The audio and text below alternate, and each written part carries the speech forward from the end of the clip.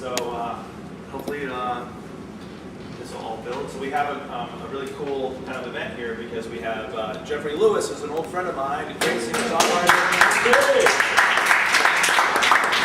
And we have singers who are before the land, before time.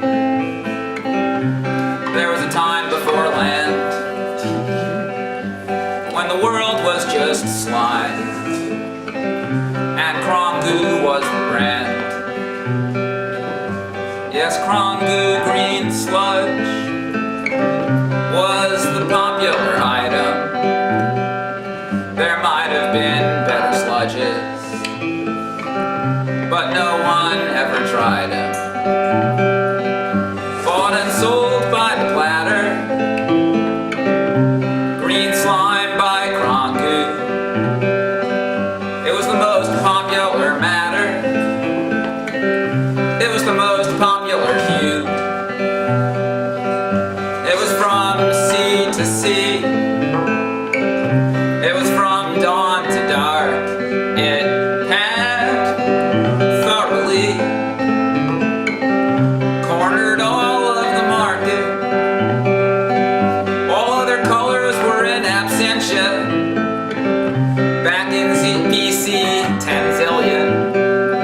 There was no puce or magenta, no chartreuse or cerulean.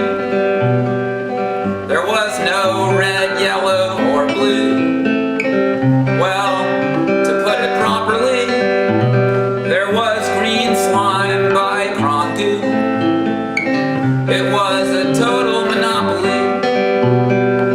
So if you'd had stock in Narrow for a while, it would have skyrocketed. It could have been mucho dinero that you would have stood to have pocketed. But if you missed out on that shit, then you have my sympathies, kid.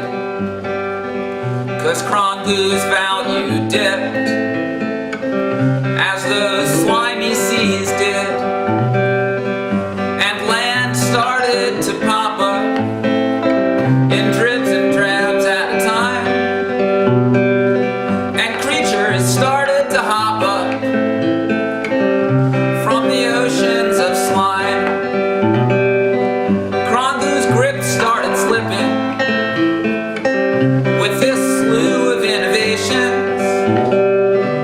There was now competition from some new corporations. And there's so many styles, and it all seems so nice. These millions of aisles of life's merchandise. Some tiny, some giant. Some could chirp, some could buzz. Rebellious or compliant, with scales, feathers, or fuzz. Some were stupid as turnips. Some were lowly as corals. Some had high-minded concepts, dreams and ideals and morals. Some were sweet, some were salty. Some were fanged, some were toothless. They were pretty but faulty. They were popular but useless. 'Cause each one crapped out and broke. Built to last, forget it. Get a refund, that's a joke. You can't even exchange for store credit. Somebody call the Consumer Protection Bureau. I wanna report a crime.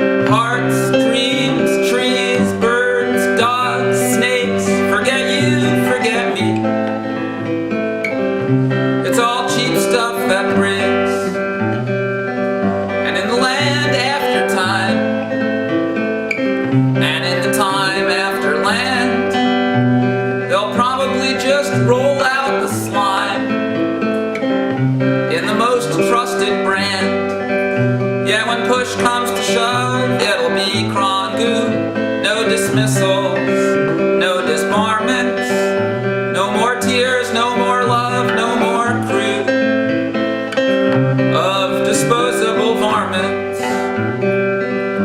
It's in the land before time. There was a time before land when the world was just slime and Congru was the brand. Yes, Congru Green Sludge was the popular item. There might have been better sludges, but no one ever tried it. I logged in today, but I got caught. I typed my right user ID, or so I thought. I must have changed my username, and when it wasn't even stored in the keychain, I began to go insane. That's how it begins. Logins and pins, because of all of my accounts, I now have stupid dumb amounts. It started with one password and ID I used repeatedly. That wasn't enough for me. Then I began to slightly vary them. So I made lists, but then got scared and never carried them. Now like a planetarium, a universe spins. Logins and pins, all the passwords that I made, trusting my memory not to fade. Why can't I stand up and just say that I'm Jeff? That's all, just Jeff. Why must I fear Russian hackers and ID theft? 'Cause I signed in today, but got stopped dead with the account number I tried just off the top of my head.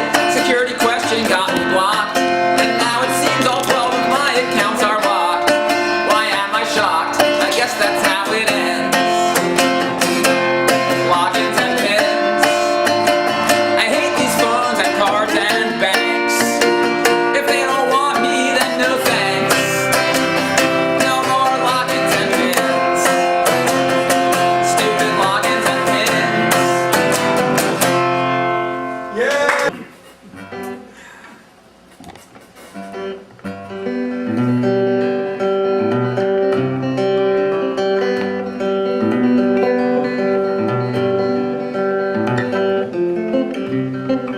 They say do what comes natural, just be the real you, follow the true you inside of your head. But if I did what comes natural, I'd just be a black hole. I'd never get dressed or even get out of bed. I don't want to cook food or have to go shopping for recipe options or make out a list. And if the sink pile's higher, it still wouldn't inspire me to wash off a wine glass or dry off a dish. And I hate to start drawing, it's so pointless and boring. Why devote so much effort for some second-rate art? So I force myself to it every time that I do it. I just go through the motions, though I'd rather not start. They say do what comes naturally, just be the natural me, follow the true you inside of your head. But if I did what comes natural, I'd just be an asshole. I'd be lonely and broke and probably better off dead. I don't want to walk out or go to museums, assemble a picnic, or think of a plan on a rainy or nice day on a bus or a subway. Why would I want to just because that I can? Or have to take towels and change into swimsuits, then have to go swimming, then have to get dry, and need to use sunscreen and work on a suntan. Even just to be lazy still demands that I try. They say do what comes naturally, just be the natural me, follow the true you inside of your head. But if I did what comes natural, then I wouldn't do nothing. I'd stick that head in an oven if I'd obey what they said. And who wants to book concerts or check in at airports, or work on a set list, or find where to park, or talk about money, or memorize lyrics, or drive when it's bright out, or drive when it's dark? And why be a nice guy? And why be responsive? Why be responsible to family or friends? And even if I did something, it's never just one thing. I'd have to do something else after the first something ends. They say do what you want to, just be the real you, follow the magnet inside of your soul. But the real me is basically gravity, a meaningless cavity, a bottomless hole. Oh, the lazy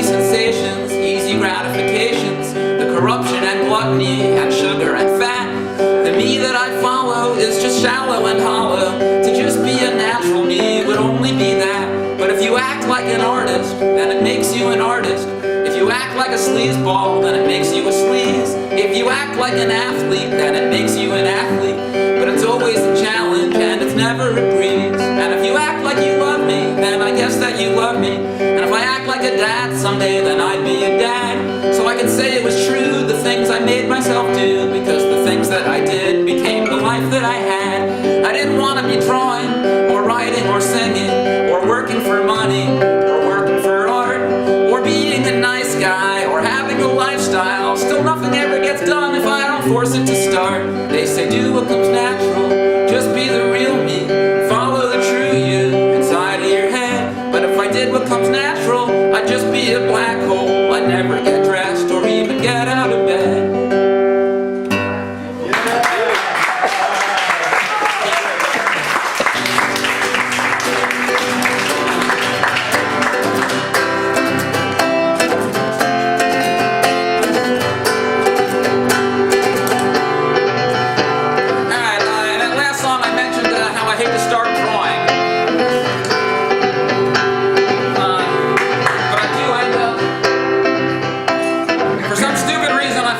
To do drawings, and so I end up with these things. I call them, I make comic books in addition to songs, but then I do these things that are like combinations of comics and songs. I call them low-budget films. Some of them are low-budget documentaries. This is a low-budget documentary on the life of Sitting Bull, filmed in widescreen. In the area we now call the Dakotas, among the vast nation of people called the Sioux. In 1831, the man called Sitting Bull was born, and in the Hunkpapa Lakota tribe he grew. They called him Sitting Bull because his courage was like a bison who would fight instead of run. He had a wife and child and became the tribe's medicine man, but for his people there were troubled times to come. 1850, 1860, more and more white settlers moved west every year. The whites had guns and strange demands. The Sioux move off of these lands, but like his namesake, Sitting Bull would show no fear. Sitting Bull and other brave Lakota tribesmen fought off the settlers everywhere they could. And then the Fort Laramie Treaty of 1868 conceded settlers would stay off certain areas for good. But then whites made the Great Sioux Reservation and said all Sioux who would not live there were illegal. And because whites killed the buffalo, old Sioux ways became impossible. Many chose the reservation for their people. But Sitting Bull refused to give up independence, even though it meant hard, lonely, hungry days. And as his legend spread around, other tribes knew where he could be found, and thousands joined him, taking courage from his ways. In 1874, a colonel named George Custer declared that gold was found in South Dakota's hills. So the whites came pouring back in with the Fort Laramie Treaty broken. All natives in the way could now be killed. One summer near a river called Little Bighorn, Custer brought troops to smash a small Indian town. But the army hadn't known how big Sitting Bull's following had grown. Instead of running, they beat Custer's army down. Sitting Bull knew there was no way in the long run that they could survive against the force they'd soon be facing. So he crossed Canada's border. He gave a choice, not an order. Some could stick with him, others could move to reservations.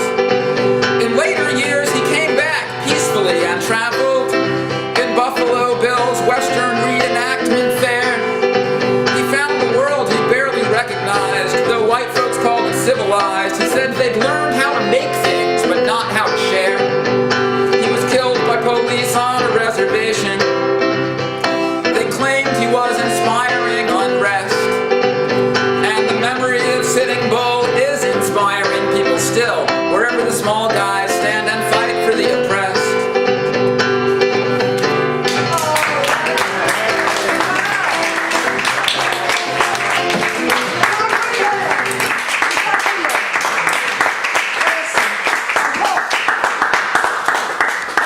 This is one that I was asked to perform at the Women's March in D.C. on that was January of last year, and this is a song that I wrote for that event.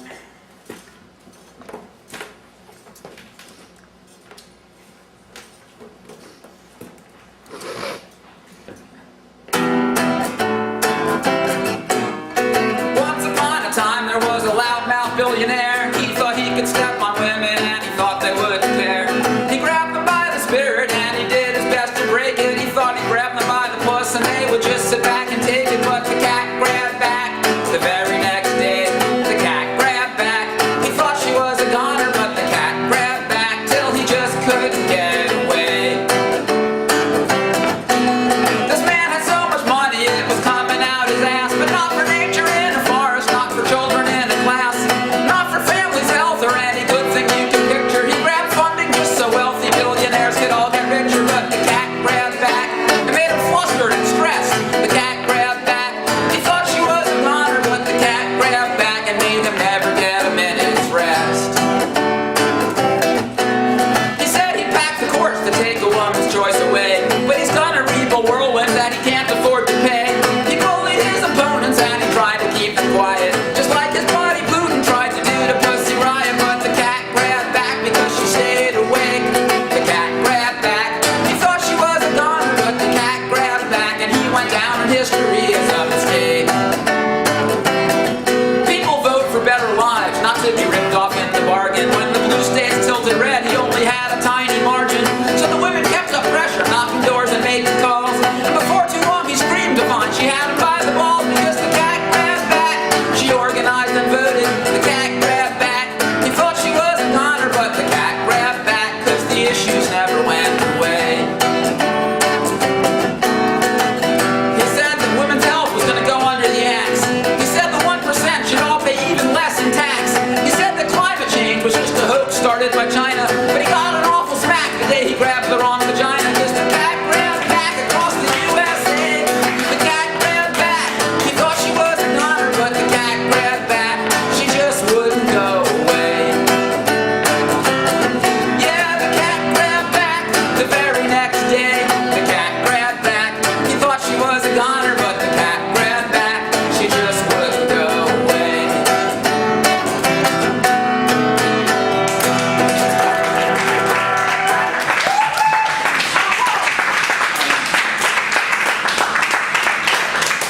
Once upon a sofa stretching, while I sat there idly kvetching over many a lame and schmaltzy show of television dreck, till I made a wise decision and said, enough with the television. Well, from my fire escape there flew a pigeon. A pigeon looking for a peck. It's some flying snorer, surely, looking for some crumb to peck. Only this, so what the heck? Inside my Lower East Side dwelling, while up the street some yubs was yelling, for how long there was no telling, while this pigeon pranced about, till perched upon my icebox stewing, sat this bird, not even cooing. This pigeon, what does he think he's doing? He's just a pain right in my neck. One claw curled like a Ratner's rugula, with beak for cocked and feathers for schlugana. Boy, I said, this bird's mashugana, flying right inside like this. You see, my walk-up's nothing fancy. What makes you do this thing so chancy? Shoo, fly back out to Delancey. Unless you'd care now to discuss this. What reason do you have for coming, if you care now to discuss this? Quoth the pigeon, Bupkis. The pigeon's thinking, he won't touch me. But bird, I said, just you watch me. And I reached out for some tchotchke I might throw to bring him to justice. What do I own to throw at you to punish this injustice? Quoth the pigeon, Bupkis. So, turning off the Jimmy Kimmel, I spun a dreidel and scored a gimel and said, let's go to Yonah Schimmel. Surely there at Yonah Schimmel you can find a snack or 10. You must just want some old knish to make you fly away again. Or Jol's just stopping and took us a ren. Cause what's for you here? Condos soar. Old skies you flap through are no more. Mom and pop shops you crapped on have closed the store, and City Court won't take your trek. So, wasn't gain, old days gone by. Nest now the Bronx or Bedford-Stuy. Schlep off East Side Schlemazelberg to Flushing or to Little Neck. Kapara de Vansen, Guyavec. But the Pigeon, I ain't kidding, still is sitting. Sometimes on the counter shitting, staring beak first at the fridge, and his eyes have all the chutzpah of a macher as he struts around and treats me like a putz. Oh, this my sugar off toy pidge! So, we sit here, two old East Side klutzes. I'm still futzing, he still futzes. Me and this kachleffel pidge. And we'll be happy with what life has ungestoppt us. Bupped us.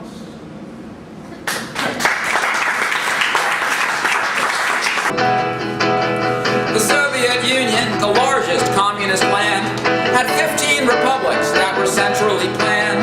In the Soviet structure, Moscow organized all, the big republic of Russia, plus the ones that were small. This communist form of central planned industries had central planning providing all the necessities. But up-to-date little goods come faster if there's competers. They could not stay modern with just big central leaders. And since World War II, East Europe had been divided in ways that were not what each place would have decided. There was not enough freedom, just one old gang in the middle. The war budget too large and people's voices too little. Then 1985 brought a younger guy to the top, and this guy Gorbachev wanted these problems to stop. Gorbachev started glasnost, more free speech and free news. It was fine for the first time to express many views. And Gorbachev's perestroika brought democratizations. For the first time, elections let people steer their own nations. When the Berlin Wall fell, Gorbachev was surprised, but he slowed the arms race and won the Nobel Peace Prize. But then through East Europe, former Soviet states voted to break from the Union and control their own fates. So Gorbachev sighed, but chose democracy's course. He said, we'll keep things together with discussions, not force. Old communist leaders fear changes too fast. The whole strength of the Union might be lost to the past. But new leaders and voters wanted change to come faster. Gorby's middle reform plan was facing disaster. See, as Soviet president, Gorbachev wasn't defeated, but each republic's president now had strength just like he did. And Russia's President Yeltsin wanted more strength by far, so they drafted new plans for a looser USSR. But before this new compromise could be implemented, 8 conservative communists launched a coup to prevent it. They kept Gorbachev trapped, but people rushed out to help defend the communist Congress that they had elected themselves. And Yeltsin joined the people, so the coup met defeat. But the old Communist Party now really looked obsolete. So when Gorbachev returned, he was the leader of zero. The Union structure was dead. Each nation had its own hero. The Soviet Union is now no more, he announced. And Gorbachev left, and Russia's president pounced. Yeltsin said, it's time for the big free market test. Public resources should open for the rich to invest. But when the parliament leaders and the public protested, Yeltsin ordered the army to have them killed or arrested. So all profits went private or were bought up offshore. Millions and millions of normal people turned poor. And that's how the Soviet Union died before it enjoyed the system Gorbachev wanted fixed instead of destroyed.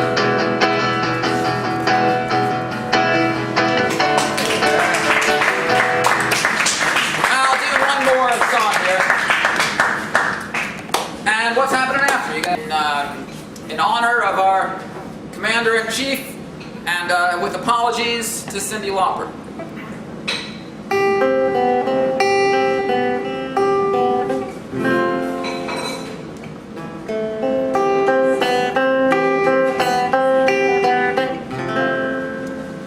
Oh, Trump, you've got such scared eyes. Don't be discouraged, oh, I realize it's hard to take courage in a world full of losers. You can lose sight of your pride, but let all the beauty you're hiding shine out from inside. Let's see your true tax form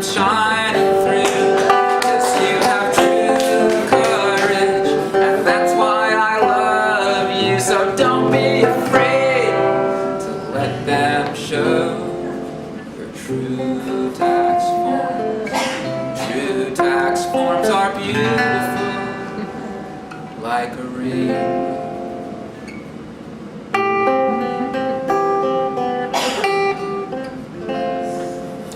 We know you talk straight and like to boldly lead. Please don't feel ashamed and get those cold feet.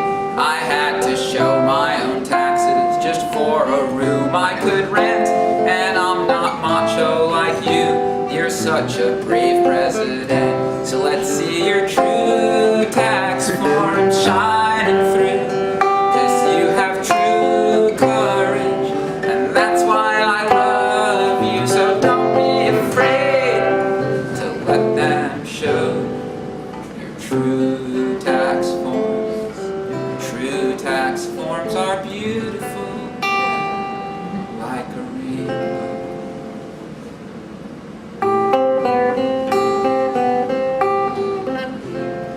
You're such a brave guy. Don't hide in terror. Maybe you're just shy that you made a spelling error. Don't see panic stricken. It makes people look funny. So don't be a little chicken. Come on, show us the money.